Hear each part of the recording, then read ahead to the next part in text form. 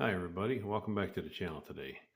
This is Paul again from Kentucky Tacklebox, and today I want to talk about one of the newer baits that just is become really popular this year, and a lot of anglers have been putting out videos about rigging them and using them, and they're what's called an Urchin style bait. Some people call them fuzzy dice. Some people call them what else? Moebas, things like that. They have different names. But basically, they're a new style of soft plastic bait that's really starting to get real popular in the U.S. This year, and a lot of anglers are starting to use them and have great success with them. But anyway, and this particular one is called the Uni, and it's made by Yamamoto. But there's other manufacturers of them too. So these come in different sizes. This is one on the smaller side, and then there's a lot of larger sizes too. And then the tentacles that come off them vary in sizes too. Some are a little thicker, some are a little thinner, like this one has. And then if you look close at them, you can see some of them have little tips on the end, and they produce quite a bit of action when they're in the water and you're fishing them along. You know, whether you're twitching them or just letting them slow sink in that. Most of these baits are fairly buoyant as well. So a lot of times, if you see people talking about how to rig these, they'll usually add like a nail weight of some sort in the bottom of them, and then that'll give them a little extra ballast. And probably the two most popular ways that you see people rigging them is kind of like a single hook that's through the hole in the top, and then the other way typically is also to use like a treble hook and poke one of the trebles through the top, similar to the single hook. And those are probably the two most popular ways that you see these. And normally, like the Yamamoto bait, it already has a hole through the center of the bait because the way it's stored in the container, and I'll show you how this is stored. There's a piece of wire in the container, and the bait just basically rides on that wire while it's being shipped to the store for sale. And because of the hole already through the center, it makes it very handy to rig it. But let's say, because this is a new bait and a lot of people are still trying to understand what's the best way to fish them, I got to thinking about, well, what about different options for rigging these besides just a single hook or the treble hook? So how about if we take something like a swim jig or a spinner bait? I'm sorry, not a swim jig, a spinner bait. And we either remove the skirt here on the back and just rig the hook through the uni and just have it sitting maybe a route down here on the hook, and then it would be like a spinner bait, but the tentacles would be back closer to the hook point. That would be one way to possibly rig it if you wanted to combine it with like a spinner bait.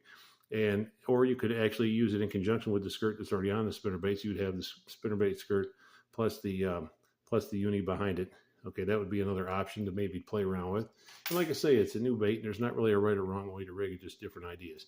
And then also, speaking of swim jigs, they come in different sizes. Here's one that's had the skirt removed, and it's got a smaller hook, so this probably wouldn't work very good. But if you found a swim jig that had a larger hook that had a wider gap this way, so that it was wider, I think that would work really good. It would probably pair well. Plus, you would have a built-in weed guard for your hook if you're using it through the uni. But like I say, you would need probably a swim jig that had a wider hook gap to make that really work properly. And then even a bait like a chatterbait is good because these a lot of times have very large diameter hooks. So that would be another thing. You could either use it in conjunction with the skirt that's on the chatterbait, or you could remove the chatterbait skirt and replace the uni, by threading it over the hook and then running it down in this direction.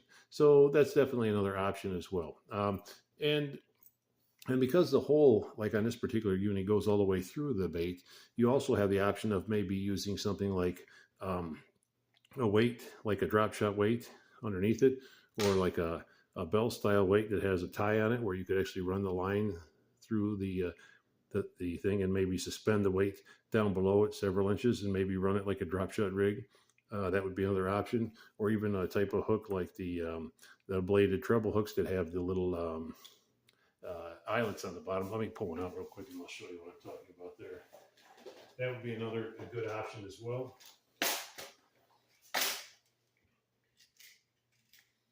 Yeah.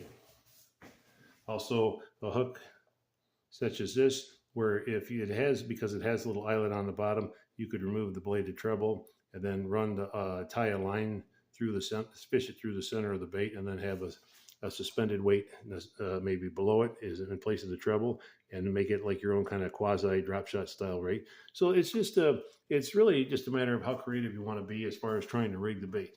I don't really believe with any bait there's a right or wrong way. There's just different ideas for rigging them. And in certain situations or fishing scenarios, you might find that one type of rigging is going to work better than the other.